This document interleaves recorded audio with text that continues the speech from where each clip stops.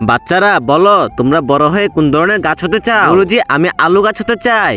গুরুজি আমি কলা গাছ হতে চাই। গুরুজি আমি তো আম গাছ হতে চাই। হ্যাঁ হ্যাঁ তুই তো আম গাছ হতে পারবি না।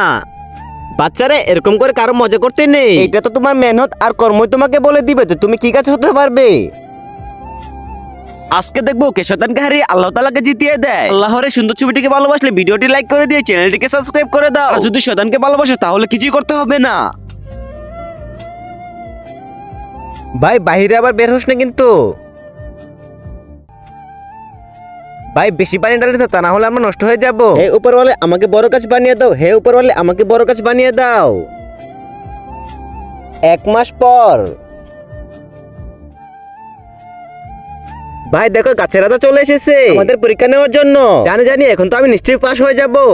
তোমরা কি রেডি পরীক্ষা দেওয়ার জন্য? হ্যাঁ হ্যাঁ রাজা মশাই আমরা রেডি।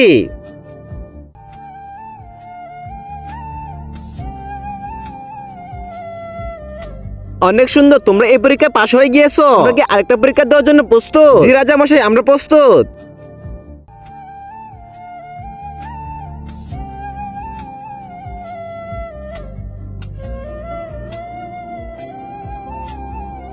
সাবাস আম তুমি তো অনেক মজবুত হয়ে গিয়েছো।